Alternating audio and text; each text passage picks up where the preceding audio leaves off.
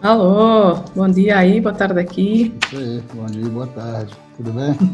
Olá Tudo pessoal, ótimo. todos os participantes aí, bem-vindos. Mais um dia de boas conversas, boas dicas aqui no Falando TI. Pois é, já estamos aqui numa semana, este é o terceiro dia. Eu queria realmente dar as boas-vindas a todos que estão aqui connosco, algumas pessoas têm estado connosco desde segunda-feira. Muito obrigada a todos. Quero dar aqui um especial também agradecimento à nossa equipa, tanto Portugal como Brasil, para tudo isto acontecer, para estarmos aqui, houve um imenso trabalho. Portanto, principalmente a nossa Mariazinha aqui de Portugal, o Leozinho aí no Brasil, e sem eles isto era muito mais complicado de se fazer, não é? Com certeza. E, obviamente, todos os nossos convidados temos sido aqui convidados de honra, mas eu gostava de aproveitar aqui a oportunidade para quem ainda não conhece o Falando TI, explicar um pouquinho o que é isto e qual é o nosso objetivo aqui.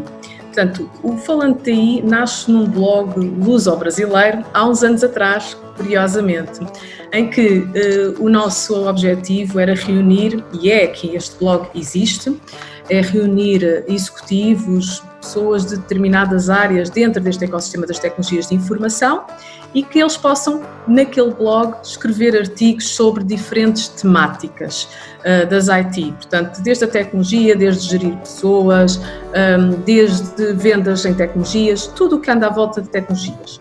Bom, o que é que nós fizemos? Nós tentámos materializar tudo isto de uma determinada forma e em 2018 fizemos a conferência Falando TI pela primeira vez, que aconteceu em Portugal, cá em Lisboa, no Oceanário de Lisboa. Num formato de conferência, não é um evento, tipicamente não há PowerPoints, e o que nós fazemos isto é um evento de TI para TI, e o que colocamos é num palco, convidamos determinados executivos de diferentes áreas do setor das tecnologias de informação, desde os CEOs, que é toda a vertente de gestão, desde o marketing, vendas e recursos humanos, e temos uma conversa em palco com estes executivos e do lado de quem está a assistir na plateia pode colocar as questões e estamos ali todos juntos numa sala a promover de facto este networking, uma partilha de conhecimento, todos falamos a mesma linguagem, realmente todos temos as mesmas dores de negócio e tem um caráter muito didático, não há qualquer caráter comercial aqui. E portanto eu acho que vou chamar aqui ao nosso palco virtual, não é? Os nossos ilustres convidados. Então. Claro, eles é que vêm cá hoje fazer a festa, não somos nós. Exatamente. É o Dagoberto e o Nuno. Dagoberto e o Nuno, bem-vindos. Vamos lá, isso aí, muito bom revê-los. Olá a todos. Olá, tudo bem? Tudo bem com vocês por aí? Tudo bem, muito obrigado. Obrigada a nós. A presença. Acho que vai ser muito rico. Para quem está participando, a gente já teve, claro, uma reunião de briefing, né, sobre como que seria o evento hoje e a gente garante que realmente o que esses dois estão trazendo de conteúdo aqui é muita qualidade, muitas dicas boas para a gente passar esse processo ali de venda. Né? Então, vamos começar aqui, Ana. Eu vou apresentar o Dagoberto. Força aí. Dagoberto é da Advance, está aqui representando o Brasil, né, para a gente falar de venda. É uma honra apresentar o Dagoberto, que é um grande parceiro nosso aqui na Outmarket, a gente faz muito projeto juntos, é alguém que a gente tem uma confiança muito grande, então qualquer um que pede alguma indicação de alguns serviços que ele presta de consultoria, a gente vai de olhos fechados, e Dagoberto, ele tem uma experiência longa ali de mercado, já trabalhou no Citibank, na ABN, no Banco ABN, né, o Ambrabank, e também na Microsoft. E aí, inclusive, na Microsoft ele foi considerado o primeiro não americano como o melhor profissional da Microsoft, e recebeu o prêmio do próprio Bill Gates, ou seja, a gente está com uma pessoa aqui que realmente tem uma representatividade muito grande no mercado de tecnologia. E, além disso, ele é matemático, né, formado em matemática, e também por física nuclear pela USP, então...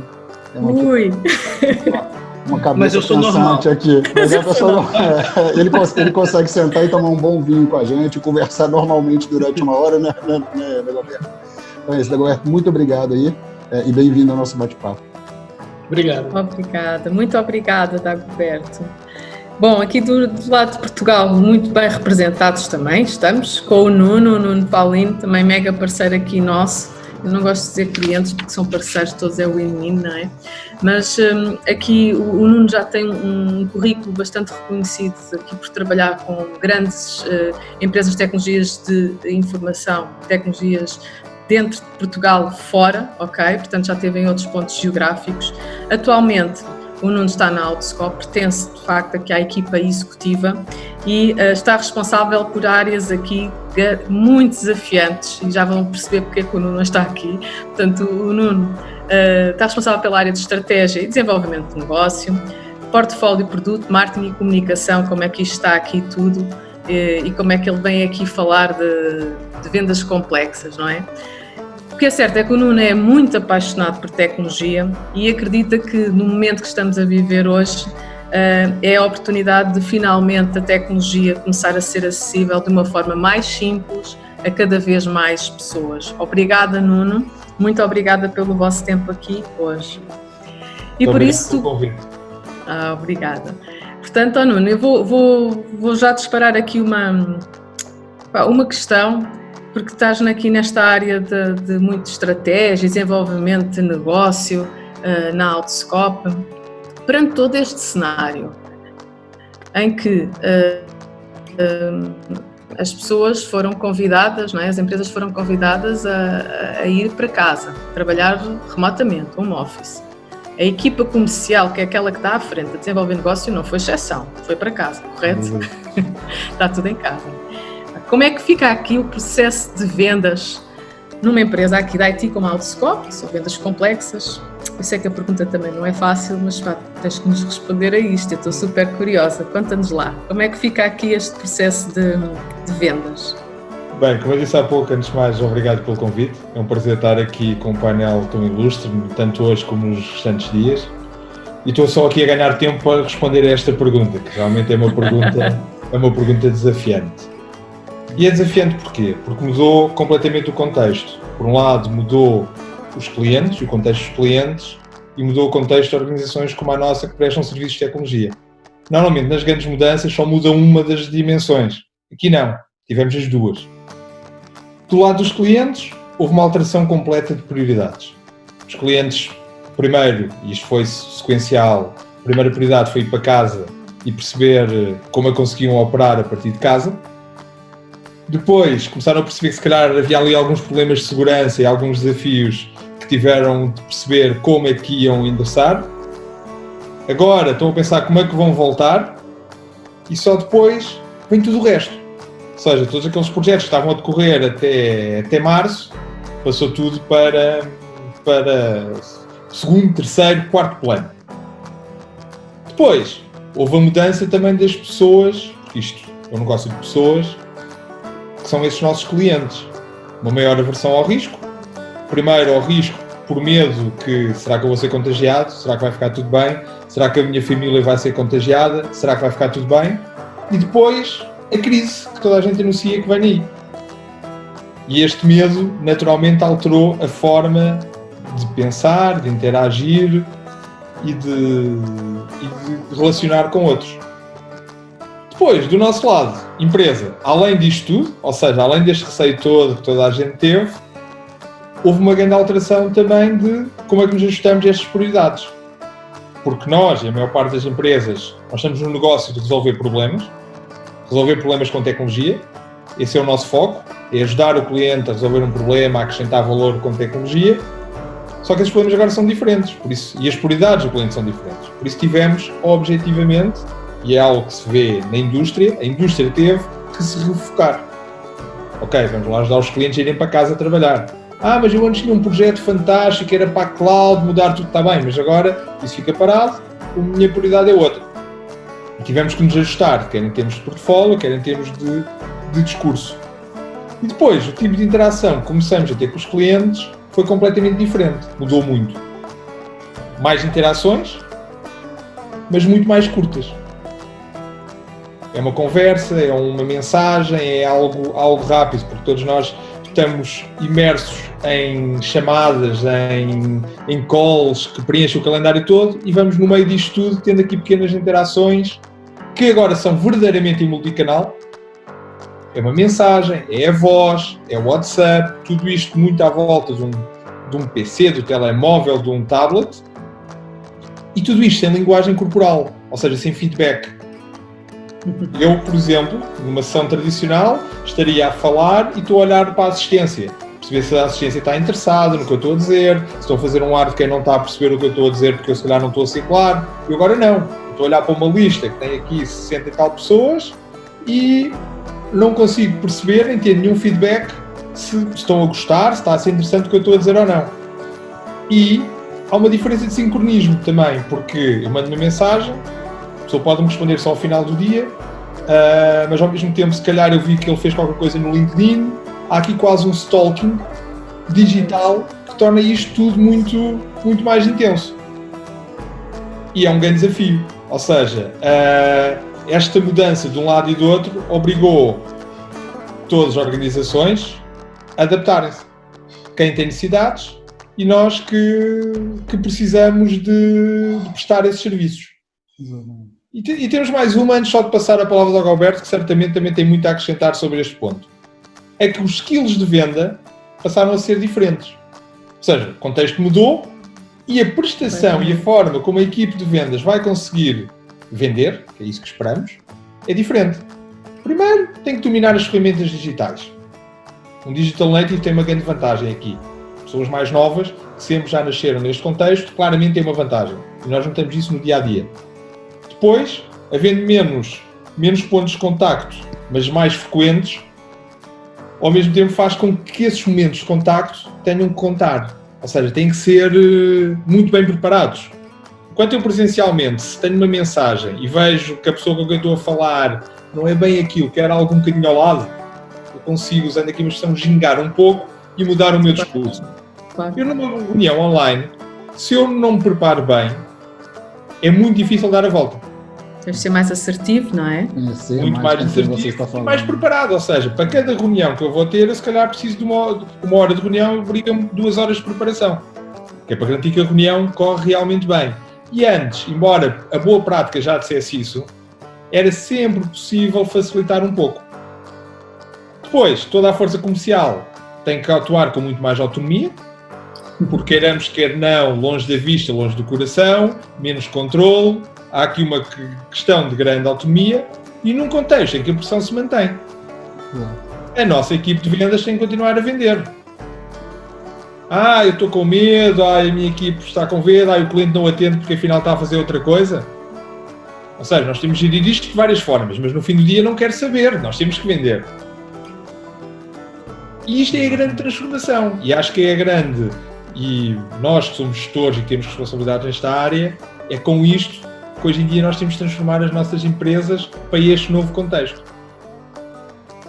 Dagoberto, curioso, eu sei que já cobri aqui muitos temas. Não, acho que você colocou muito bem as mudanças que aconteceram, elas são drásticas, foram de maneira muito rápida, e sempre que acontece uma mudança ou uma crise no mercado, além de todas as mudanças que você falou, a gente tem que olhar a parte de metodologia e processo de vendas.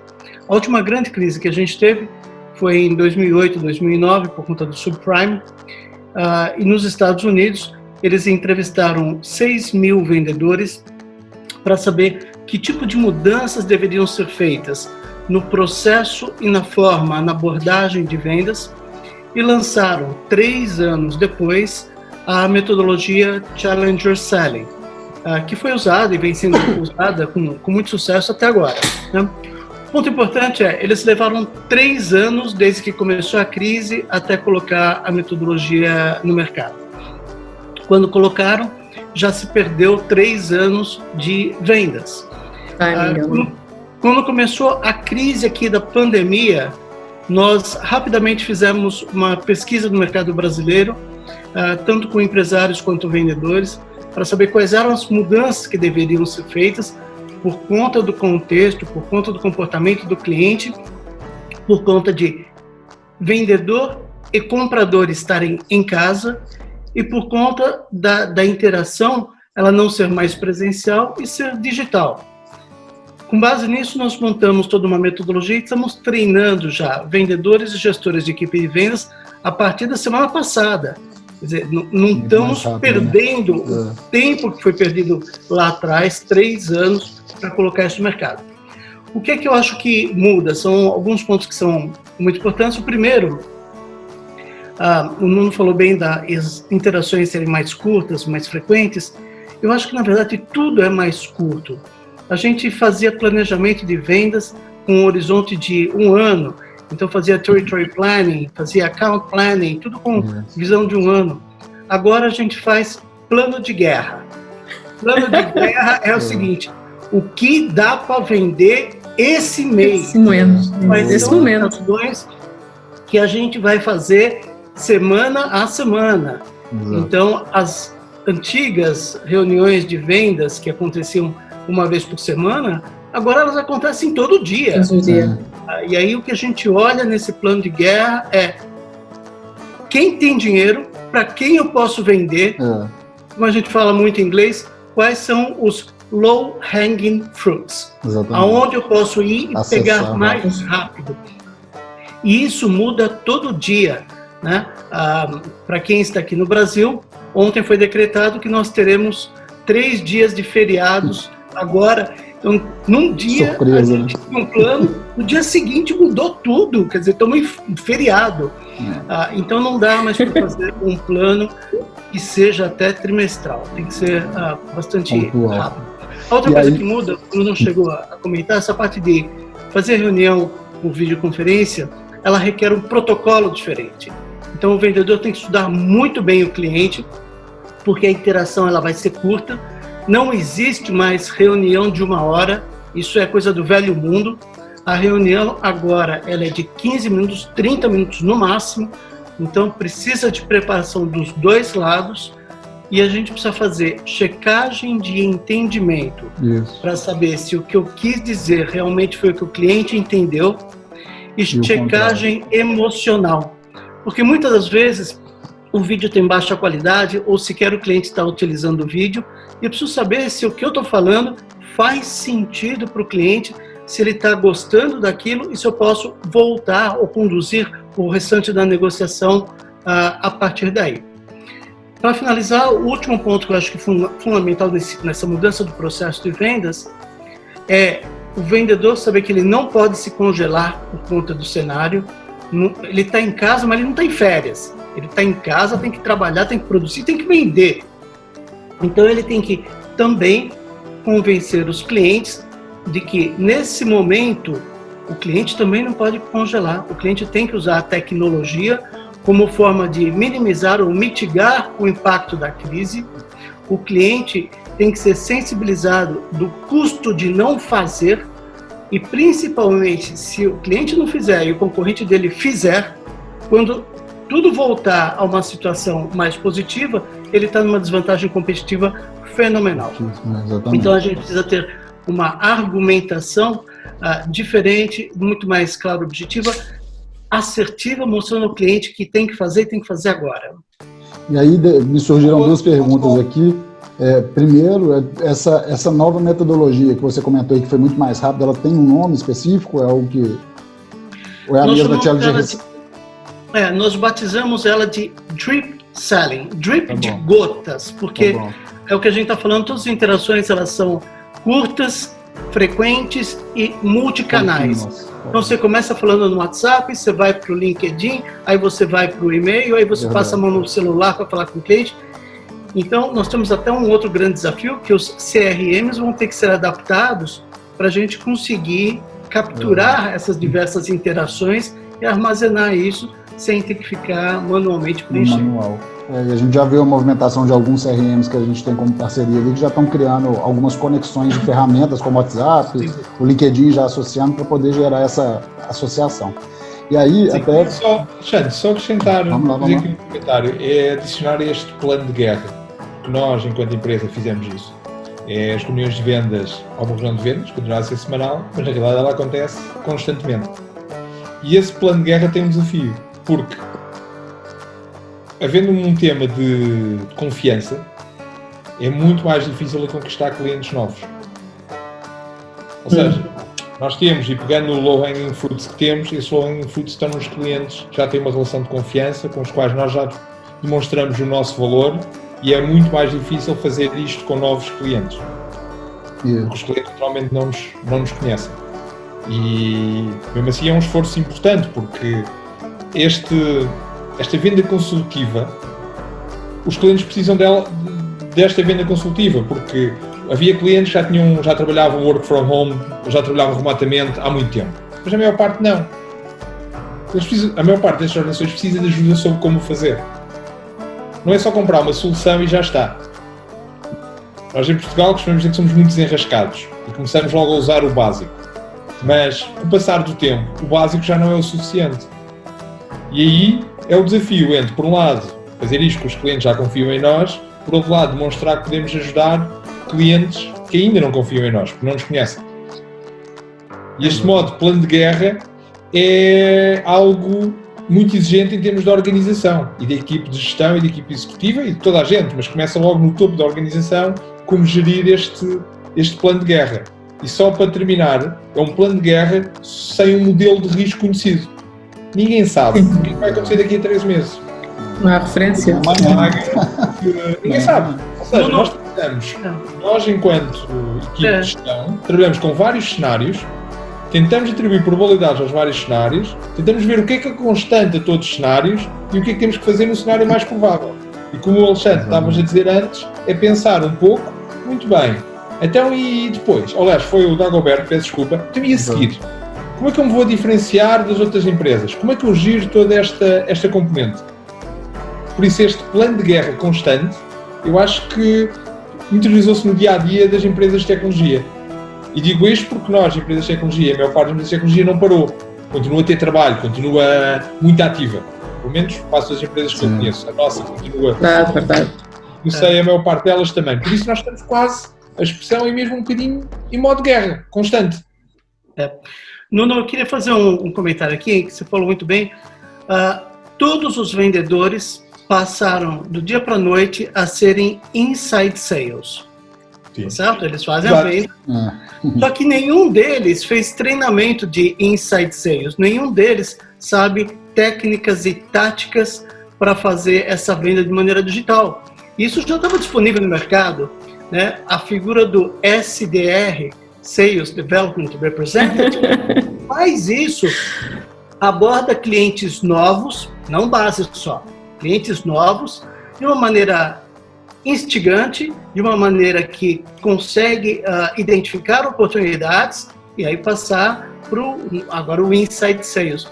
Então, a gente tem que ficar muito alerta para que o vendedor não se acomode e queira focar só na base. A base é legal, não pode descuidar dela, mas tem que buscar novos clientes, novas oportunidades, expansão de mercado. Sem dúvida. A Ana estava-se a rir, não sei, estou a fazer aqui uma assunção sobre porque a Ana estava a rir, porque nós, em conjunto com o apoio da Automarketing, em janeiro, muito antes disto, lançamos o nosso projeto de SDRs. E que felizmente o fizemos, porque agora estamos a colher os frutos de ter feito isso previamente. Mas mesmo, só uma nota, já agora é relevante, porque mesmo os SDRs é um desafio diferente. Porquê? Porque o SDR antes ligava para a empresa e a partir daí perguntava onde é que estava, falava com o responsável, por exemplo, de tecnologia, fazia uma série de contactos, estudava a empresa. Agora é muito mais difícil. Antes ligava-se para a empresa, alguns números não atendiam, outros números reencaminhavam para alguém que estava em casa. O gatekeeper, ou seja, tipicamente a secretária ou alguém que atende, é muito mais gatekeeper, porque tem a sensação que está a ligar para a casa de alguém. Tipo, eu não vou passar isto ao meu diretor da IT porque ele está em casa, eu não vou usar para casa, vou dar o meu contacto assim diretamente. Ou seja, mesmo essa parte da SDRs sofreu uma transformação grande com este novo contexto. E a utilização de novos canais, né? Que é essencial nisso. E aí, até do que vocês estão trazendo, faz todo sentido, que é trabalhar a base que a gente tem hoje, né, como clientes. Então, a gente tentar vender porque vai ser mais rápido nesse processo de contatos mais rápidos, mas também pensar nos novos, porque a nossa base ela pode secar, né, em um determinado momento. Ela também pode viver uma crise, ela pode parar de comprar, e se não tiver com a base ativa, né, e o vendedor fazendo esse papel de buscar novos, isso realmente vai secar, né, e aí não tem jeito. E tem algumas empresas que não tem alternativa, né? Tem empresas que vendem software para hotéis. Exatamente. Boa business, né? Eu tenho um cliente que faz, né? Eu tenho um cliente que faz outsourcing de impressão. Ele recebia por página impressa. À medida que os colaboradores foram para casa, não tem mais página impressa. O faturamento dele despencou para zero do dia para a noite. Exatamente. Então tem que repensar o modelo de negócio, tem que repensar a carteira de cliente. Então tem algumas coisas que são radicais, tem que mudar. Agora, importante. De qualquer forma, não pode descuidar e tem que buscar a expansão dos clientes. E de forma criativa, né, com novos produtos e novas soluções para poder adaptar, né? Então, e aí até pegando um gancho nisso, com esse processo mais rápido ali, o contato é mais rápido, a negociação é mais rápida, a negociação não, o processo é mais rápido, como que a negociação fica? Essa negociação do comercial, a gente via lá, às vezes, venda complexa, a gente fala lá de 6 meses, né, de negociação, 3 meses, às vezes, dependendo do projeto que for, de uma venda muito complexa, vai até 1 ano, dependendo do que for a venda. Como que fica agora? As negociações ficam mais rápidas por serem menores? O que vocês acham disso? Como que o vendedor tem que se posicionar nesse sentido, nas negociações, para garantir que isso seja mais rápido? Até porque o histórico que nós tínhamos é que a negociação era sempre feita num face-to-face, não é? Tinha que ter um momento ali do shake hands. Mesmo que a empresa já fizesse o inside sales dentro da sua organização, ok, já tinha a estrutura da SDR, etc. A fase de negociação, tipicamente era um face-to-face, não é? E agora? Agora não há face-to-face. Só assim, não é? Presencial, não é? Como é que fica? Não, se você me permite responder. No caso fui o primeiro, por isso faço questão agora. Ótimo. Eu acho que são 2 aspectos importantes. O primeiro aspecto, sempre que a gente está numa grande crise como essa que a gente está vivendo, a tendência das empresas é fazerem projetos mais curtos e mais rápidos. E não priorizar projetos longos, maiores, porque a situação é muito incerta. Então, acho que nesse momento, nos próximos, talvez daqui até o final do ano, a gente vai ter projetos menores, mais curtos, de implementação mais rápida e, obviamente, com valores menores, né? Então, esse é um aspecto a considerar. O segundo aspecto é a parte final da negociação. Realmente era uma parte delicada, onde a gente treinava muito o vendedor a entender expressões faciais e linguagem corporal. E aí, com base nisso, você poder negociar da melhor forma possível. Bom, hoje a gente talvez não tenha essa facilidade. Como eu falei, pode ser que o comprador esteja com a câmera desligada e você não tenha o apoio visual para isso. Então, você tem que lançar a mão de uma série de checagens, perguntas. Então, a primeira coisa que a gente fala é: você tem que fazer o cliente expor ou explicitar o seu desconforto, as suas objeções. Se ele fizer isso, você está em vantagem, você pode tratá-las. Né? Então, a primeira coisa é isso. Segunda coisa é sempre fazer a pergunta de checagem de entendimento, perguntar para o cliente o que ele entendeu do projeto, tentar fechar o escopo antes de começar a negociar a parte de preço. E terceiro, a checagem emocional. Sempre estar checando se o cliente está confortável com aquilo, se ele está concordando com aquilo. E, novamente, como a gente falou, as interações elas são curtas e frequentes. Então, não é que o vendedor vai falar durante 1 hora para depois perguntar para o cliente: aí, o que você achou? Não, ele vai falar 2, 3 minutos, o que você entendeu até agora, como é que você está se sentindo, você está confortável com isso, podemos seguir, esse ponto está fechado, e aí você vai evoluindo, né? Como a gente brinca, trip by trip, gota por gota, e por isso a metodologia. Então, acho que esse que é o novo padrão, o novo normal. Ótimas dicas, ótimas dicas. Eu acho que há aqui um ponto importante, que é as prioridades que o novo contexto exige e tudo o resto. Tudo o resto é exatamente como, na minha experiência, que eu concordo totalmente com o que o Dagobert partilhou. O que nós notamos é que depois há coisas que funcionam exatamente ao contrário. Teletrabalho. As empresas não podem esperar 1 semana. O processo de decisão foi extraordinariamente rápido. Aliás, a dificuldade que nós tivemos era uma questão de stock de vários equipamentos, por exemplo, que às vezes as empresas precisavam. Porque a supply chain também foi atingida, por isso tínhamos dificuldade em ter. O tema da segurança, e está a haver, eu acho que toda a gente tem noção que estar em casa expõe a empresa, os dados da empresa, as aplicações, a um nível de ameaça muito superior. porque o nível de proteção é muito diferente. Devia ser algo que tem que ser decidido rápido. Não dá para ter aqueles ciclos de decisão para fazer projetos de 2 meses, 3 meses. Quando isso acabar, já é tarde. Exatamente. Diferenças do processo de decisão. Todos esses temas são tratados como urgentes e, sendo tratados como urgentes, têm via rápida em termos de procurement, tem vários temas que depois aceleram este processo. E ainda bem que tem, porque senão podíamos estar a viver quase uma catástrofe. Nós pensamos, por exemplo, a catástrofe se calhar até estamos, mas podia ser ainda maior, porque nós, e eu não conheço tão bem a realidade no Brasil, mas em Portugal, bem ou mal, quase toda a gente começou a operar em modo remoto. E foi com... Alguns já tinham essa capacidade, outros foi com empresas como a Outscope que nos ajudaram a fazer isso. E se não fosse esse processo rápido, ainda hoje estavam à espera da discussão, da negociação com as compras, porque eles queriam mais 5% de desconto. Não acontece. Ou seja, esse tipo de deals, para coisas urgentes, tem uma janela de oportunidade que, se não se fechar, acabou.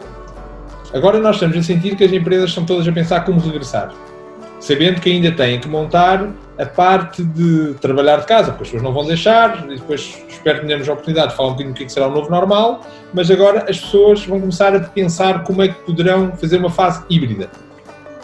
Não dá para esperar 3 meses, que é muitas vezes o ciclo de decisão, ou 6 meses, às vezes nos projetos de tecnologia de maior dimensão, para decidir. Passou. Se não fizerem, já não vão fazer. Depois, e aí eu desafio para muitas empresas, há tudo o resto. E tudo o resto concordo totalmente com o Dagoberto. Ou seja, eu não vou investir não sei quantos milhões num projeto a 3 anos. Vou fazer algo rápido, curto, altamente faseado. Vai ser um acelerador porque provavelmente já é muito agile, mas será sempre uma abordagem muito diferente. O mindset é completamente diferente, tem que ver mesmo realmente uma mudança enorme de mindset, até porque tempos de crise nós já sabemos que há muito, estão associados muito à mudança enorme de comportamento, de compra, de vendas das empresas, não é? E perante isso, Nuno, que acabaste aqui também de partilhar, complementando com o Dagoberto também falou connosco, neste plano de guerra, eu gostei muito do termo plano de guerra, porque ontem o Juarez falava que um dos grandes desafios era manter a empresa viva. E manter a empresa viva é ter um plano de guerra. Portanto, isto encaixa tudo, há um match aqui gigante.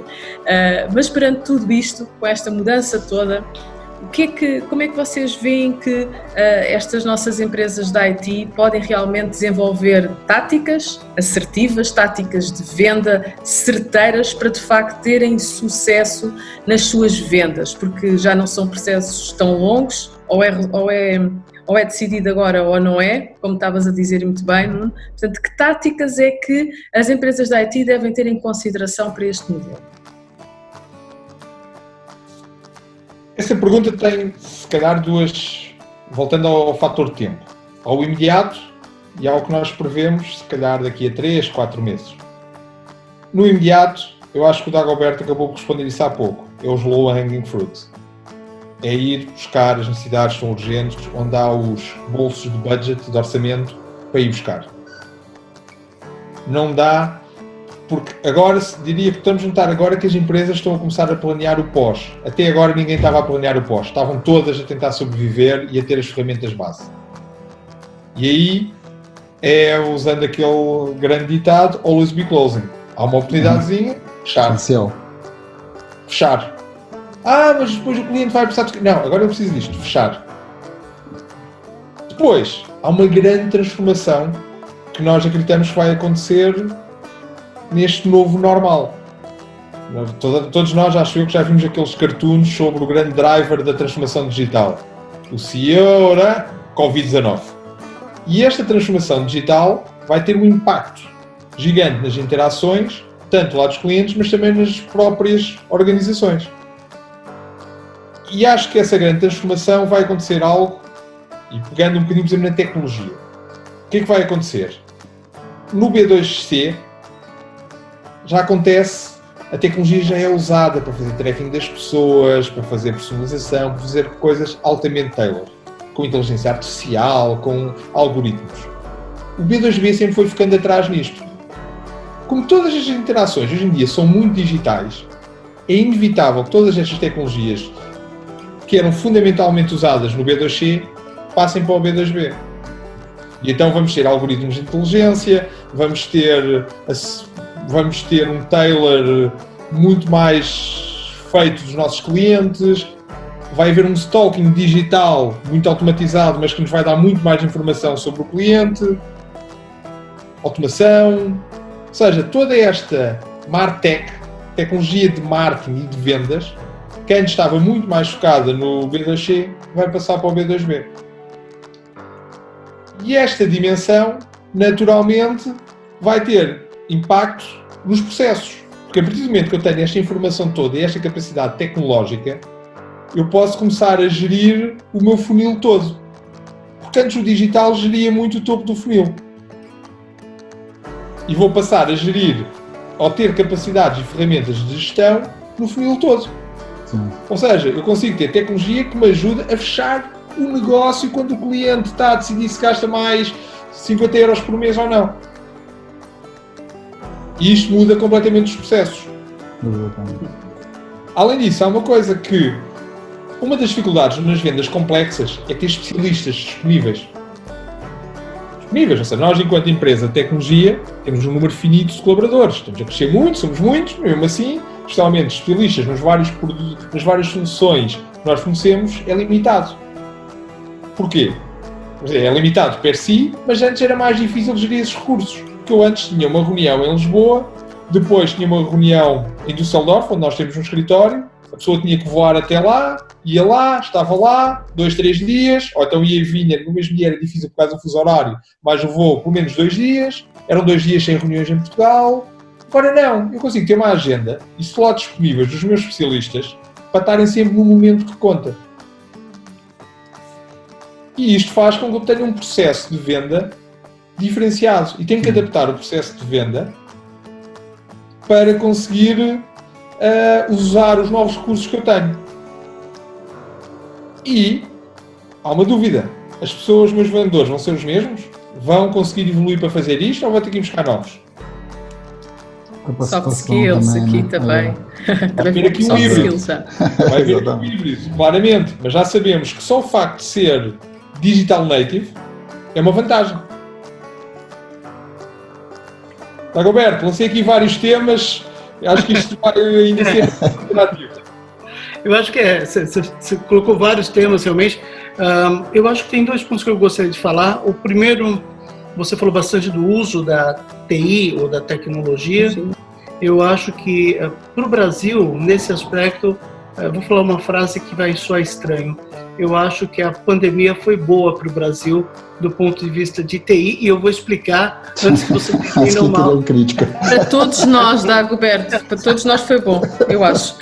É transversal. Então, eu acho que a primeira coisa, o primeiro ponto que eu queria trazer, a pandemia, ela pegou o Brasil no segundo trimestre do ano, que tipicamente, historicamente, é o trimestre mais fraco de venda de TI no Brasil. Então, agora a gente vai começar a ter a retomada. Obviamente que a gente não vai ter o crescimento que a gente previa antes. Previa-se um crescimento de 20% na área de TI no Brasil agora em 2020. Obviamente a gente não vai conseguir isso, mas por conta do pesado da crise ter acontecido no segundo trimestre, o impacto total vai ser menor.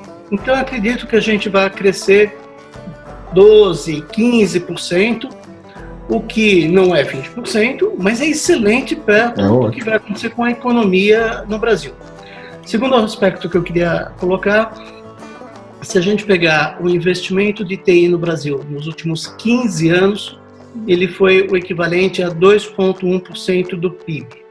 Se a gente pegar no mesmo período, os países desenvolvidos investiram 3,4% do PIB e os Estados Unidos 4,1% do PIB ao longo de 15 anos. Então, se a gente pega ao longo de 15 anos Brasil e Estados Unidos, nós estamos sucateados do ponto de vista de tecnologia. E a crise vai ser uma mola propulsora para que as empresas usem a tecnologia como forma de minimizar os impactos. Sim. As 3 áreas que foram mais impactadas ao longo desses últimos 15 anos, que estão com piores tecnologias, eram educação, saúde e varejo. Saúde, nós estamos fazendo investimentos maciços agora. Educação, a gente vai ter que modernizar tudo, vai ter que virar tudo EAD, Distance Learning, etc. E o varejo tem que se reinventar. Então, a gente, de certa forma, vai ter que correr atrás desse déficit de tecnologia e usar bastante isso. Então, acho que esse é um ponto positivo. O que gera muita oportunidade para o mercado de TI, né? Então, gera muita oportunidade. Pensar e aproveitar isso. Então, o que a gente fala é o vendedor está em casa, o comprador está em casa, mas a oportunidade é gigantesca e está ali. Então, corre atrás porque tem a oportunidade, tem o dinheiro. Até porque há estudos que nos dão isso tu estás a falar, da educação, da parte do varejo, são estudos que nos indicam isso e conseguem dar também essa tal indicação às empresas de IT de se posicionarem na parte de identificar as necessidades urgentes, né, que falavam há pouco. Sim, sim. Um outro aspecto que o Nuno comentou que eu achei muito positivo é o desafio de ter o vendedor em casa do ponto de vista psicológico. Né? Então, ele está sofrendo uma série de pressões, com medo de que a família fique doente, ele de repente está trabalhando em casa com 4 filhos, os filhos estão fazendo escola usando o computador, a esposa está fazendo videoconferência e a banda não aguenta mais, né? A internet não está adequada. Não existia um escritório, então está todo mundo na sala compartilhando um pedacinho para poder... Vozes compartilhadas. E o vendedor está morrendo de medo de que ou ele ou a esposa vão perder o emprego.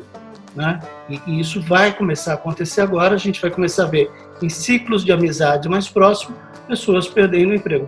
Então isso causa uma comoção e um impacto psicológico muito grande. Então o gestor de equipe de vendas tem que ficar muito atento a isso, para poder fazer com que esse efeito ele não seja negativo do ponto de vista de produtividade e que ele possa, de alguma maneira, ajudar o vendedor a transformar isso em aspecto positivo. A luta, guerra, corre atrás do pedido, né? Existe o dinheiro, vamos junto, vamos fazer acontecer. Né? Se ele não fizer isso, o vendedor naturalmente acaba envolvido nessa onda de pessimismo e começa a ter o seu desempenho degradado. Muito bom. E aí, quando você fala desse processo de gestão, quando a gestão da equipe de vendas também muda, né? Então, como a gente já falou aí, de reuniões mais frequentes, né, diárias às vezes, se fala muito mais, ter essa preocupação com a saúde mental, né, o psicológico do vendedor, não só mais do número lá no final do mês.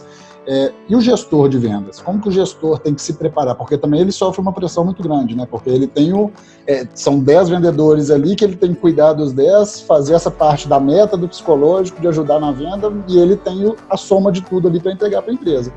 E ele, como que ele fica nesse papel para poder também conseguir passar por isso de uma forma mais positiva, né? Nuno, você quer responder? Como quiseres. Eu acho que há um desafio extra neste contexto. Aliás, há 2. Há a parte toda psicológica da pressão e de menor controle, porque, mais uma vez, longe da vista e longe do coração.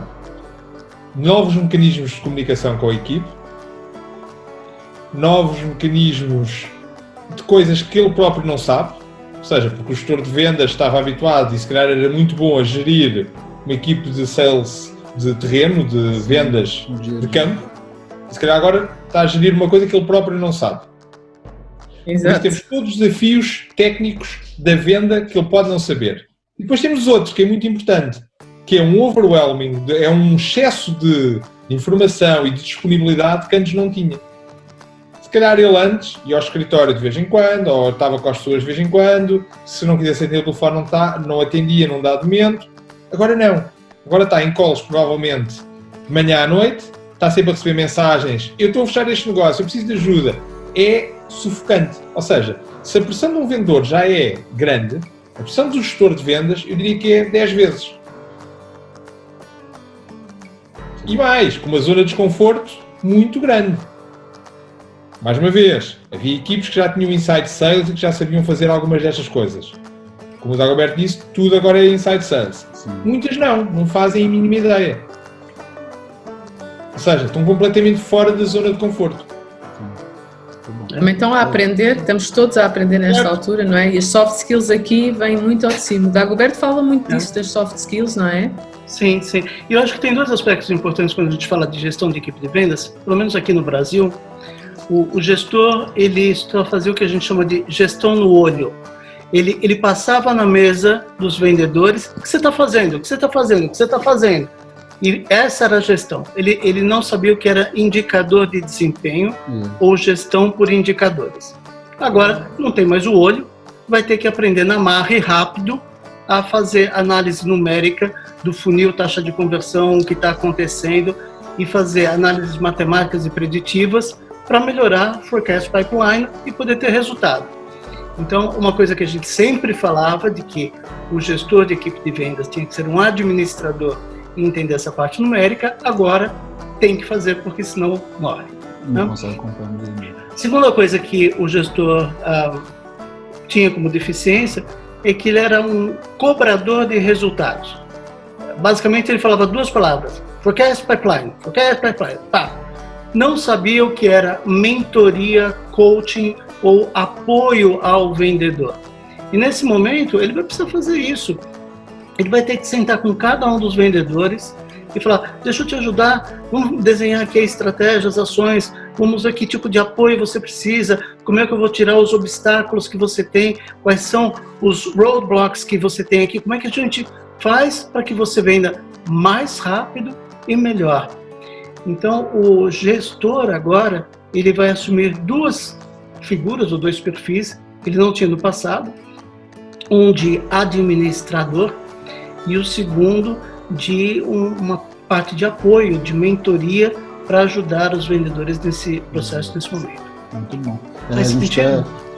Totalmente. Até muito. Pegando um gancho aqui do que na segunda-feira, falando de transformação digital, o Denis lá da SAP, ele comentou justamente isso, que num processo seletivo dele hoje, ele faz uma análise, às vezes chega um currículo, ele falou de um vendedor até, tem 20 anos de experiência.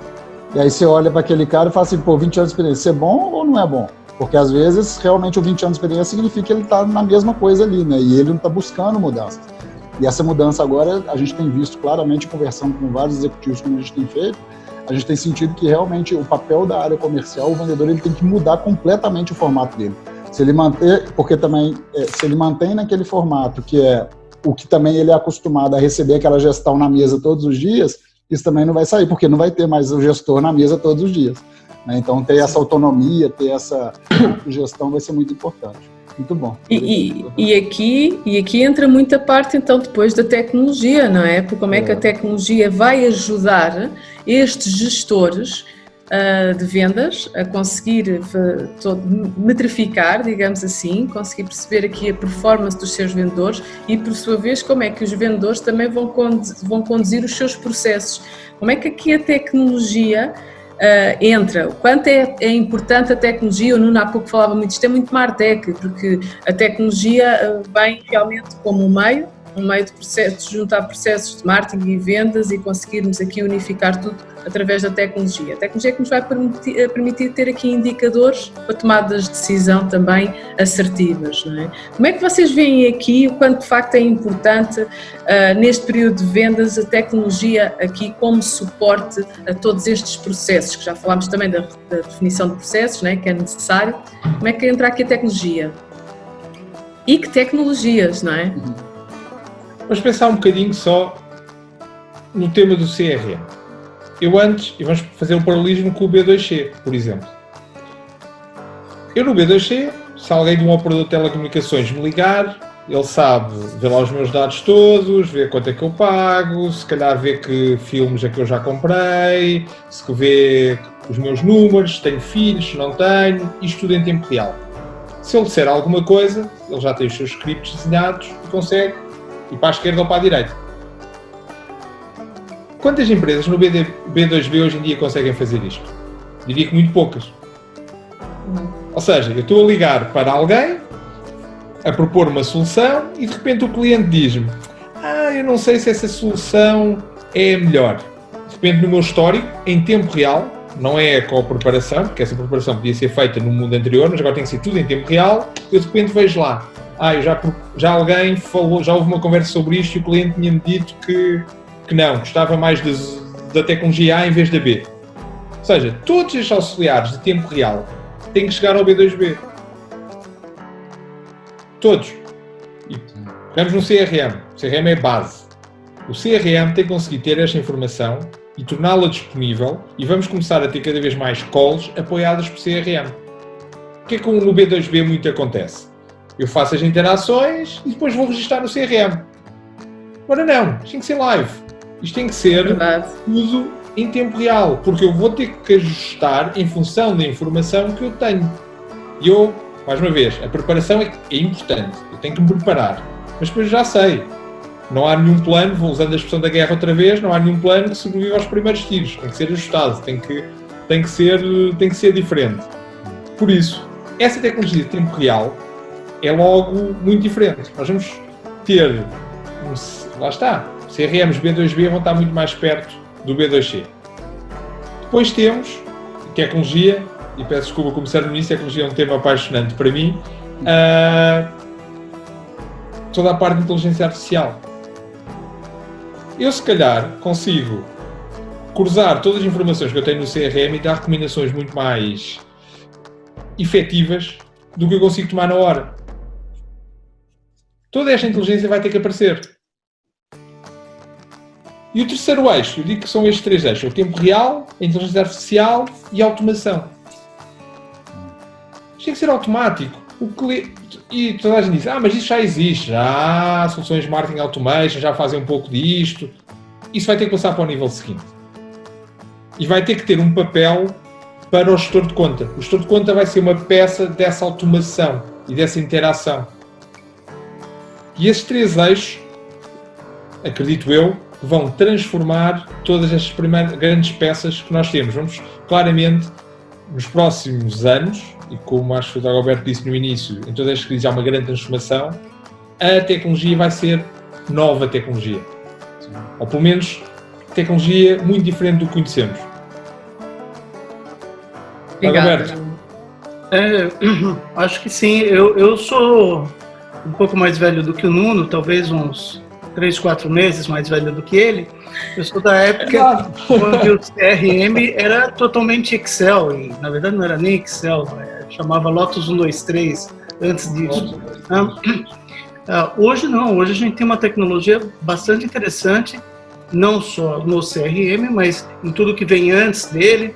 Então HubSpot, RD Station, Exact Sales, Hamper, etc., que fazem desde a fase inicial do suspeito virar um prospect até ir nutrindo, a hora que cai para o CRM, e também começam a ter ferramentas do CRM para frente, onde a gente tem, por exemplo, ferramentas que fazem cálculo da probabilidade de venda. Então não é o vendedor que chuta uma probabilidade de venda, é um algoritmo que vai fazer esse tipo de cálculo. Existem algoritmos que vão olhar a carteira do vendedor, a carteira da empresa, e determinar quais dos clientes têm maior probabilidade de vendas por busca de informações através de redes sociais, através de internet, notícias e tudo. Então, acho que a gente começa a ver uma série de sistemas de apoio aos vendedores.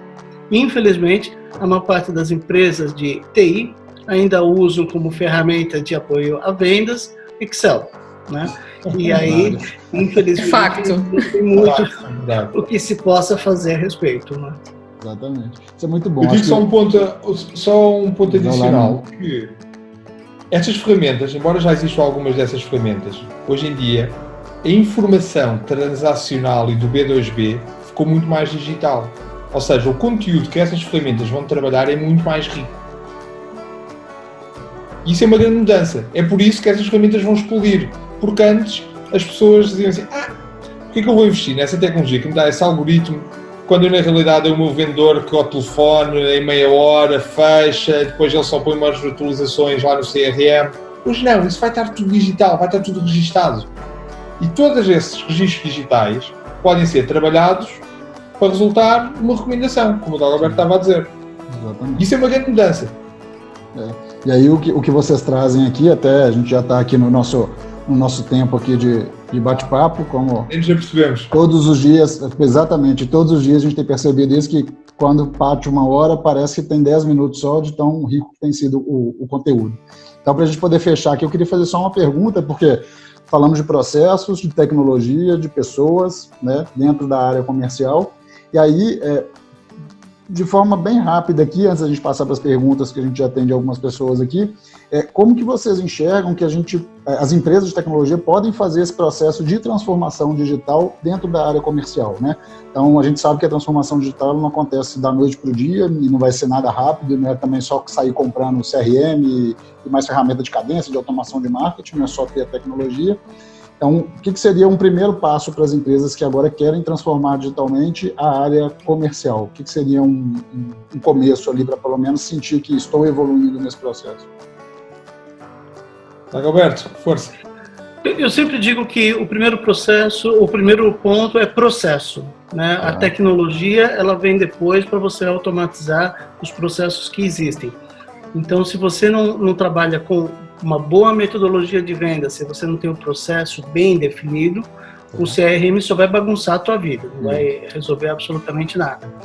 Então, acho que tem que aproveitar esse momento e desenhar esses processos, levando em conta de que a gente está vivendo num novo mundo, não é baseado no mundo velho, porque aquele não existe mais e não vai voltar mais.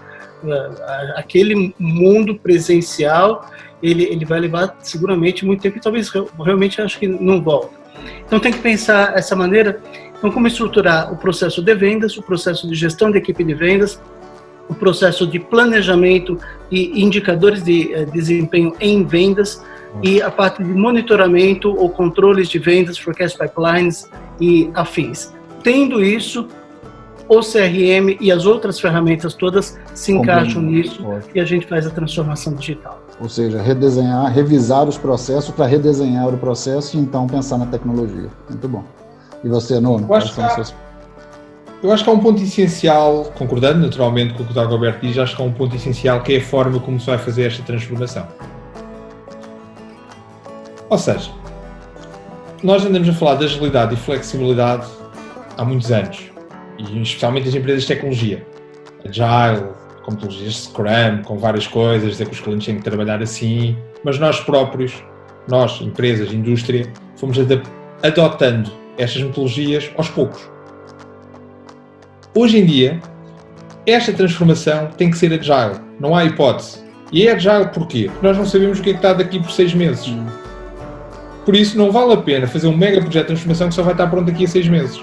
Tenho que fazer ciclos pequenos de transformação que me permitam, do fim de cada pequeno ciclo, eu perceber o que é que tenho que fazer a seguir. É óbvio que tem que haver um plano. Isto não é, vou fazer agora isto, depois faço outro. Não, tem que haver uma visão. Só que essa visão tem que ser revista constantemente. Por exemplo, o que nós estamos a fazer, e partilho um bocadinho a nossa experiência, nós estamos num processo de transformação grande, a trabalhar para empresas de vários países, e temos desafios tecnológicos, do CRM que está em constante transformação, da formação de força de vendas. Nós estamos a usar campanhas específicas para mobilizar a organização toda, que no fundo são sprints agile, para fazer a transformação. Ficam muitas coisas soltas ainda por fazer, ficam.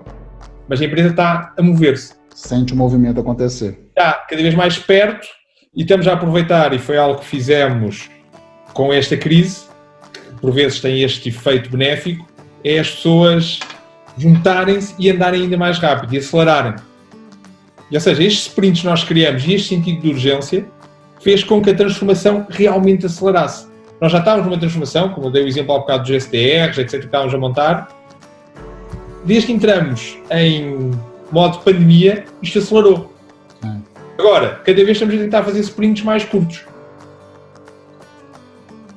Os sprints e esta lógica, ter uma lógica de sprints é essencial para esta transformação. Ótimo. Ou seja, no que o Dagoberto trouxe de revisar os processos e definir quais são os processos, a gente usar a metodologia ágil para que os sprints façam com que aquilo que foi desenhado seja executado no tempo certo e rápido ali para poder ter as execuções. Perfeito. E ajustado ao longo do tempo. O primeiro processo não vai ser perfeito, mas começa logo a ser diferente. define-se. Empresas e profissionais cada vez mais adaptáveis, né, com novos cenários. Isso é fato. Isso é uma grande mudança que trouxe para todo mundo e muito positivo, eu acho, porque essa adaptabilidade ela é essencial para qualquer negócio e para qualquer profissional. Pessoal, muito bom. Agora a gente vai passar para as perguntas que a gente tem aqui do pessoal que participou. Para quem está acompanhando com a gente aqui, depois das perguntas, a Ana vai fazer um overview com os highlights do que a gente teve aqui. E, além disso, o pessoal, tanto o Nuno quanto o Dagoberto, trouxeram aqui algumas dicas do que que eles podem passar para vocês. A gente vai fazer isso no final. Então, agora vamos passar para as perguntas. E aí, eu vou começar aqui primeiro com o Ricardo Lobato. Me chamo Ricardo Lobato, trabalho na RD Station como Head de Operações Financeiras para Expansão Internacional. Usando o termo do plano de guerra, comentado pelo Dagoberto, seria prudente as empresas engajadas em processos de internacionalização que pausem por um pequeno período ou acreditam ser adequado dar continuidade, ainda que com cautela, aos projetos de expansão, aproveitando para avaliar o novo cenário de trabalho, câmbio, etc. Então, como que fica aí essa questão de empresas que estão fazendo a expansão nesse plano de guerra? Devem dar continuidade, né? Ou devem pausar isso por agora? Eu diria que isto tem um contexto de Brasil, por isso se calhar deixaria o Dagoberto. Legal. A Advance ela faz uma pesquisa desde 2008 no mercado de TI. A gente monitora o mercado de TI trimestralmente e o que a gente percebe é sempre que o mercado doméstico está fraco, as empresas têm uma tendência a buscar alternativas de venda e internacionalização.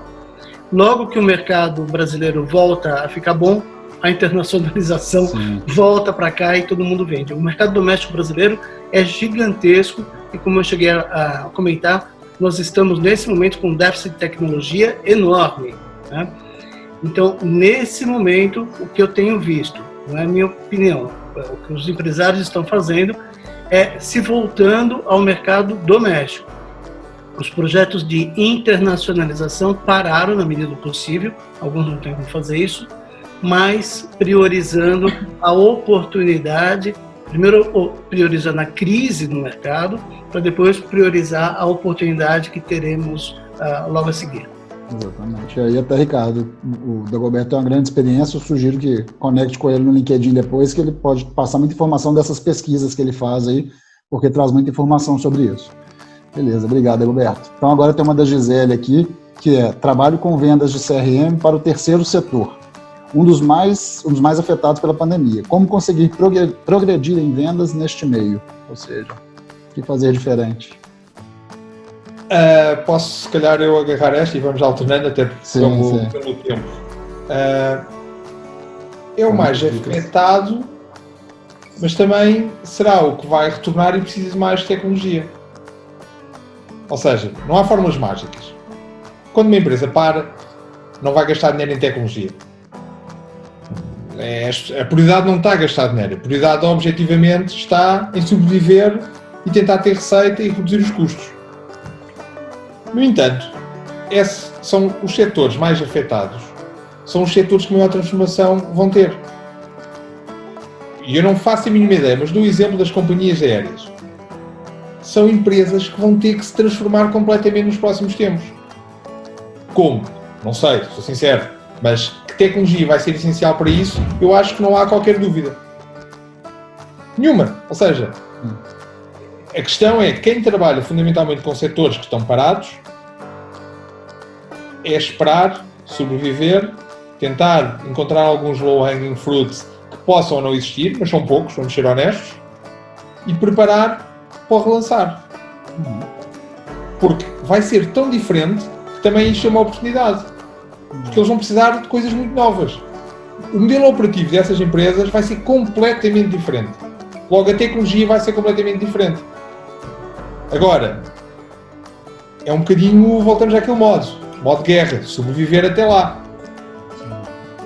Vou usar isso agora. Não sei se respondi totalmente à questão. Sim. Claro, sim. Obrigado. Bom, então agora a próxima aqui, Dagoberto, vou passar para você, considerando que o plano de guerra está transversalmente implantado em todas as empresas e suas equipes de vendas, como gerir a pressão colocada sobre os comerciais e, ao mesmo tempo, deixar de colocar o enfoque na gestão de tempo de horas de trabalho, mas sim nos resultados diários semanais. Vocês até já falaram sobre isso, mas acho que pode recapitular então como que essa gestão agora ela é diferente, né? Definitivamente, fazer gestão de vendedores em cima do número de horas trabalhadas não faz sentido já há muito tempo, né? Eu quero aproveitar aqui e falar de um seriado do Netflix muito interessante chamado 100 Humanos, número 100 Humanos. E em um dos capítulos eles fizeram um experimento com 100 humanos, onde eles ensinaram o grupo a pegar uma varetinha e fazer o pratinho rodar em cima da varetinha. Eles praticaram durante 30 minutos, e aí cada um dos 100 humanos teria que ir no palco e fazer uma apresentação individual. Eles teriam uma bancada julgadora que ia dar nota para o desempenho do pratinho, e depois eles iam ter que voltar, praticar mais um pouco e voltar para uma segunda apresentação. Muito bem, a bancada julgadora decidiu que para 50 dos humanos que fizessem a apresentação, independente do desempenho, eles iam elogiar bastante. Então, foram lá, foram elogiados, voltaram, praticaram um pouco e voltaram para a segunda apresentação. Para o segundo grupo de 50 humanos, eles foram lá e, independente do desempenho, eles foram altamente criticados. Voltaram e vieram para fazer a segunda apresentação. Os 50 humanos que foram altamente criticados, na volta, todos eles tiveram um desempenho pior. Então, isso mostra, experimentalmente, de que o vendedor hoje está sofrendo toda essa pressão que foi falada aí na pergunta. A gente falou de ambiente doméstico, do gerente dele, de ter que poder perder o emprego e tudo. Se essa pressão não for transformada numa pressão positiva, o desempenho dele, experimentalmente comprovado, vai deteriorar. A forma que tem disso é o gestor começar a fazer mecanismos de recompensa, incentivo e motivação. Então, é uma gestão muito diferente do que a gente fazia no passado. Antigamente. Muito bom, muito obrigado. Então, vamos lá, Nuno. Agora é para você, que é uma pergunta da Gláucia. Nesse novo cenário, o vendedor pode ter mais dificuldade em conseguir novas reuniões. Quais dicas vocês dariam para que ele encontre novas oportunidades de negócio? Isto é uma realidade que nós, enquanto empresa, sentimos. Como eu disse há pouco, os SDRs, que têm como grande missão depois qualificar e obter algumas destas reuniões, estão a ter essas dificuldades. Ou seja, fazem muito mais contactos, a percentagem de reuniões que são conseguidas através dos contactos é muito mais baixa neste contexto. Por isso, a primeira dica é perceber isto e não desanimar, que é importante, porque quando alguém tenta muito, isto é estatístico, sabemos que uma pequena percentagem de todos os contactos estabelecidos vão resultar nessas reuniões. E neste contexto vai ser mais baixa do que num contexto normal, por isso não desanimem. O segundo tem a ver com criatividade. E essa criatividade tem a ver com estas prioridades. Ou seja, eu tenho que tentar, e esses contactos têm que ser com o que está em prioridade atualmente. Porque senão, eu gosto muito e acho muito interessante, mas não vai funcionar. Não vai ser suficiente, não está na prioridade. A mente humana não vai ter espaço para dedicar, eu agora vou falar aqui para o projeto que se calhar eu quero fazer daqui a um ano. Não acontece. Tem que ser para agora. Essa é a forma de conseguir ter acesso a essas reuniões. Seja o teletrabalho, seja o regresso, seja um pain point. E depois fazer o trabalho de casa. Que é perceber se essa empresa já abriu, se não abriu, mais uma vez, a preparação tem que ser maior. Eu não posso correr o risco de ligar para alguém e dizer, pois, que vocês estão em teletrabalho. Não, na realidade nós não temos teletrabalho, estamos fechados. Não vamos conseguir reunião nenhuma, de certeza. Se por acaso ligarmos para alguém e dissermos, eu reparei que as vossas lojas o vosso varejo está fechado, mas vão abrir no dia 15, como é que vão resolver, por exemplo, a contagem de pessoas dentro da loja, de acordo com as novas regras? Ou seja, há uma relevância. A relevância torna-se essencial. A relevância é sempre importante. Agora, muito mais, porque as pessoas têm menos paciência para outras coisas. Ótimo. Muito bom. Muito obrigado. Bom, agora acho que aqui para o Dagoberto já direcionada, que é do Jonathan, o Jotan. Pode falar mais sobre Challenger Sales e as técnicas? Acho que você citou lá no início, então... Então, o Challenger Sales, ou Challenger Selling, ele veio ao mercado em 2011, e ele basicamente tem 3 pilares. O pilar onde fala, a gente, para iniciar um processo de vendas, tem que começar a contar caso de sucesso para que o cliente sinta-se referenciado, sinta-se que aquilo faz sentido para ele, e aí você cria uma referência, fala, legal, então esse é um assunto que interessa, e a gente aprofunda. Então a gente chama esse pilar de ensinando o cliente, que era muito diferente do que acontecia no passado. O segundo pilar é entender que as decisões hoje elas são tomadas de maneira colegiada, então você tem que endereçar várias pessoas dentro do cliente, cada uma com um discurso diferente, mostrando os benefícios da sua solução para cada indivíduo, coletando os feedbacks e levando para o decisor para que ele possa tomar a decisão mais rápido. E o terceiro pilar é encurtando o ciclo de vendas, basicamente criando uma pressão positiva para que o para o comprador tome a decisão de maneira mais rápida. Existem várias táticas para isso. Uma delas é mostrar o custo de não ter. Por exemplo, se a minha solução ela permite um aumento de vendas de 10%, em média, nos casos de sucesso onde a gente trabalhou, você colocar para o cliente de que o fato dele estar demorando 6 meses significa que ele perdeu 10% ao longo de 6 meses e é metade do faturamento dele anual. E aí a gente cria uma pressão positiva e aumenta o senso de urgência. Todas essas táticas do Challenger Selling, elas continuam válidas agora, mas com a abordagem digital, a gente tem que agregar mais uma camada de metodologia, que é como fazer essa abordagem de maneira rápida e frequente. Então, através de tudo que a gente falou aqui, cheques de entendimento, cheques emocionais, para saber se a gente está levando a mensagem da melhor maneira possível. Ou seja, lá de 2008, mas continua muito atual, né? Sim. Para hoje ainda é muito útil. Muito bom. Bom, aí tem uma outra aqui que ela é mais específica, que é qual o ponto de posicionamento das empresas de TI junto à indústria seguradora, desde a companhia de seguros, seus colaboradores, quadros e os agentes de seguro, né? É o capital principal.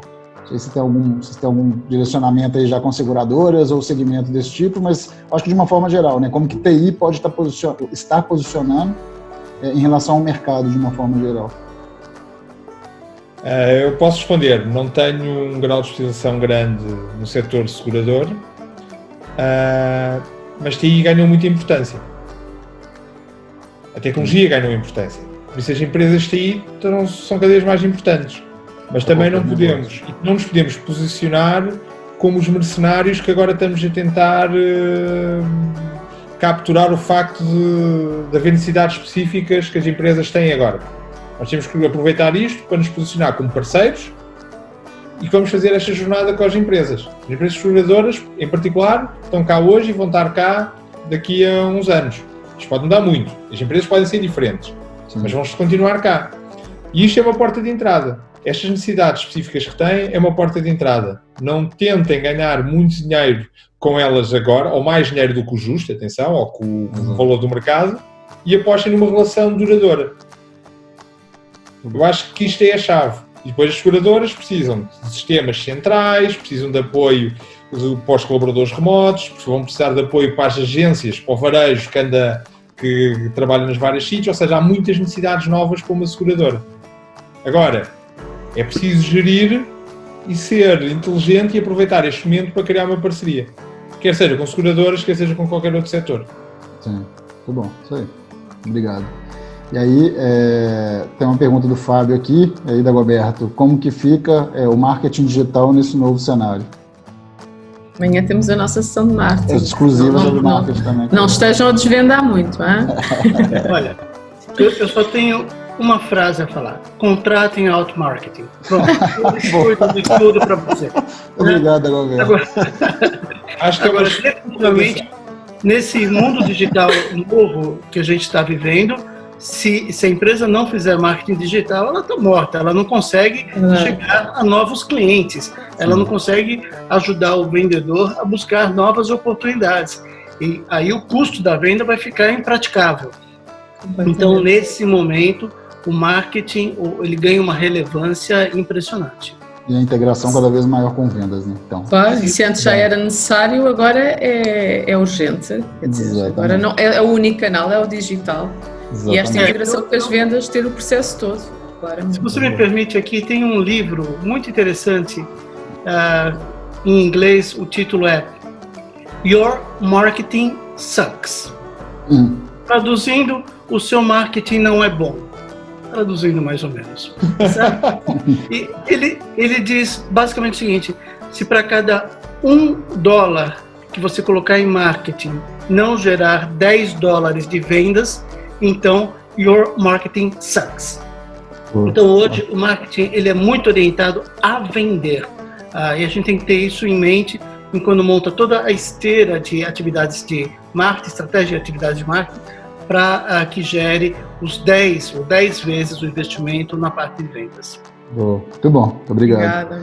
Bom, e aí, acho que o Nuno falou um pouco sobre isso, uma pergunta do Rui aqui, que é se usa inteligência artificial no vosso processo de vendas, né? Então, se já utiliza, ou se já sabe de alguma empresa que já utiliza e tudo mais. Ainda não usamos, enquanto organização, mas é dos temas que está para o meu plano do próximo ano. E já estou a começar a fazer uma investigação para começar a planear, ter budget, que isso representa um investimento considerável, naturalmente, e é, sem dúvida, uma das áreas que eu acho, como eu disse anteriormente, que maior transformação vai ter. Ainda não sei exatamente quais são as melhores soluções e como é que vão ser feitas, mas é uma área de aposta para o próximo ano, de certeza. Ótimo, muito bom. E aí a última pergunta aqui, Dagoberto, também a gente falou sobre isso, até numa alguma das respostas já, mas a Sofia fez aqui, que é por onde começar essa transformação agile, né, da metodologia ágil, numa empresa com CEO de mindset fixo. Ou seja, que faz a gestão pelo olho, né, que é o olho no olho, como o Dagoberto disse, e não por indicadores de objetivos. Como convencer, mostrar a necessidade a um CEO que a sua empresa tem que mudar. Sofia, me coloca em contato com ele 5 minutos que eu resolve isso. Isso é verdade. Eu sei, o processo de mudança de cultura é difícil, pessoas um pouco mais antigas são muito resistentes à mudança, mas existem muitos fatos e dados que a gente consegue mostrar e tirá-lo da zona de conforto onde ele acha que está para poder fazer as mudanças necessárias. Se ele não fizer as mudanças necessárias, em 2, 3 anos, a empresa dele vai estar destruída, né? E a gente percebe isso claramente, as empresas que no passado não se prepararam, assim que tem uma crise, elas começam a ter retração de 10%, 15% ao ano, ao longo de 2, 3 anos, metade da empresa foi embora, né? Nessa crise, as empresas que não estavam preparadas, planejadas, estruturadas, sofreram muito mais do que as estavam. Muito bom, muito obrigado. Posso só colocar aqui um comentário sobre esta pergunta em particular? Claro. Eu, ao longo da minha carreira, tive a oportunidade, uma altura que fiz consultoria estratégica e tive a oportunidade de trabalhar com CEOs e administradores de grandes empresas. E todas elas tinham problemas. Não há uma empresa que não tenha problemas. E muitas vezes, no meu pitch de venda, tentava dizer, olha, vocês posso ajudar a resolver este problema. Eu faço este projeto, entrego-vos aqui este processo, ou esta recomendação, ou o que for, e a vossa vida vai melhorar. E no início, quando era mais novo, estranhei porque tantas vezes os clientes até reconheciam o problema, mas não avançavam. É que não avançavam comigo e iam para o concorrente.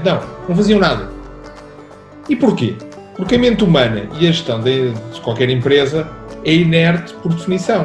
É adversa à mudança.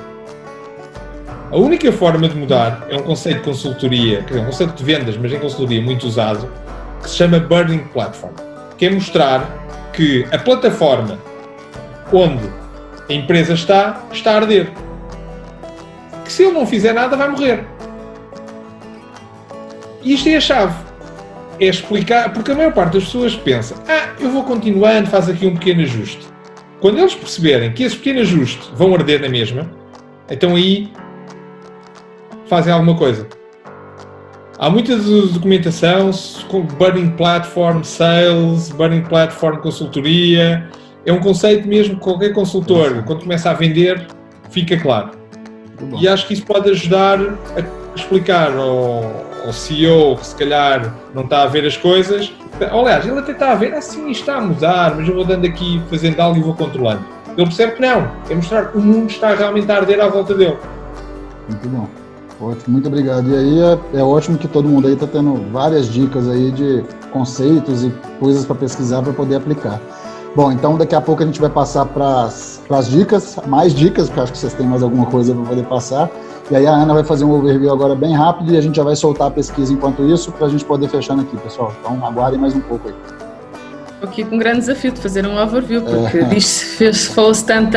Agora, uma coisa é certa, voltou-se a falar uma vez mais aqui, Alexandre, terceiro dia, falando de time digital, processos, tecnologia e pessoas. Fantástico, não é? Exato. E então, acho que vai ficar na cabeça de todos nós hoje, e as questões colocadas também falaram muitas vezes, da célebre frase do nosso Dagoberto: plano de guerra. Bom, fantástico, Dagoberto, plano de guerra. Então, claramente temos de ter aqui um plano de guerra, e esse plano de guerra tem que ser pensado na mudança de todo este paradigma de vendas que nós estamos a viver. Há que redefinir claramente os nossos processos, mas aplicados ao agora. Não era aquilo que se fazia antes, é agora, não é? Cada vez mais o processo é omnichannel, o comprador, o vendedor cada vez mais estão multicanal, ok? E por isso faz com que todo o contacto entre comprador e vendedor sejam contactos mais curtos, mais frequentes e inevitavelmente tem que haver uma melhor preparação, tanto de um lado como do outro, para as ditas reuniões, não é? E assim, os processos de venda também vão ficando mais curtos e, como disse muito bem o Nuno, always be closing, não é? Portanto, ou fecha, não é? Tem que decidir, não podemos andar a estender aqui o processo. Depois, a parte de tecnologia muito aqui evidenciada também como um meio de suporte às vendas e como isso consegue alinhar com o marketing. Amanhã vamos ter a oportunidade também de falar disso. Falámos muito na parte de pessoas, soft skills, o quanto aqui o gestor da equipa de vendas tem um fundamental, e isto remete-nos também muito ao que falámos ontem no painel de gestão e que vamos falar na sexta-feira. Gestão humanizada e empática é o que neste momento os gestores precisam de ter com a sua equipa. E outra coisa muito importante, gerir as equipas hoje já não é olho no olho, tem que realmente, o gestor tem que ter um perfil de administrador, gerir por métricas, com indicadores, e tem que ter um grande papel de mentoria com a sua equipa. Falámos também muito aqui da transformação digital, em que o Nuno também apontou a transformação digital em 3 eixos.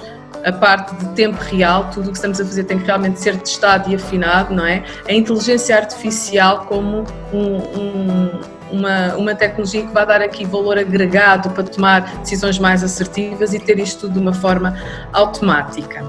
O processo de metodologia de vendas tem que ser adaptado a este novo mundo, claramente com suporte à tecnologia. São as grandes chaves da transformação. Sprints curtos foi uma das dicas que aqui o nosso Nuno também deu. Análise, ajustes, tudo em tempo real, ter uma metodologia ágil. E aqui um overview daquilo que falámos. Eu acho que basicamente foi isto, anda muito à volta de processos, tecnologia, pessoas, e acho que é o que nos liga aqui a qualquer dos temas que temos falado esta semana. Fantástico, muitos parabéns, eu gostei muito, aprendi muito, e devo-vos dizer que hoje foi um painel tão rico que mereceu imensas questões colocadas aqui pelas pessoas que têm estado a assistir. Muito bom, obrigado Ana, obrigado pessoal. E aí agora, para a gente poder já chegar no fechamento, a gente gostaria de saber quais dicas, né, quais outras dicas vocês deixam aí para a gente, para que todo mundo saia daqui e consiga absorver um pouco mais e buscar conhecimento e aproveitar esse momento ali para desenvolver o intelecto que vocês sugerem. Então vamos começar lá, Dagoberto. Qual que é a Muito sua bem, dica? antes de passar a dica, eu queria novamente agradecer a Ana e o Alexandre, foi um prazer enorme estar aqui. Nuno, muito obrigado também por estar aqui. Eu sou um grande fã da Outmarketing, então Antes de mais nada, recomendo todo mundo, contratem eles, porque o resultado Esse é um cara de vendas mesmo, não tem jeito. Não, nós temos uma história muito engraçada com o Dagoberto. Nós temos um dos nossos principais parceiros de tecnologia é a RD Station. E nós conhecemos a RD Station pelo Dagoberto. E então achei curiosa, a primeira questão que foi colocada foi pela RD Station. Muito bem, e minhas dicas, eu tenho 2 dicas. Uma, dentro do nosso website www.advanceconsulting.com.br/falando-TI, vocês vão achar vários treinamentos gratuitos, e-books gratuitos, informações gratuitas para poder se aprofundar no tema de vendas e gestão de equipe de vendas. Então, podem ir lá, é um material muito rico e, novamente, gratuito. E tem um livro que eu li e me chamou muita atenção, gostei demais, que é o livro chamado Acordos Quase Impossíveis.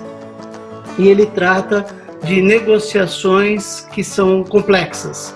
Então, não só a gente fala de venda complexa, mas a negociação complexa. Então, leitura muito interessante, vale a pena. Muito obrigado. Só me confirma aqui que é advanceconsulting.com.br/falando-TI, é isso?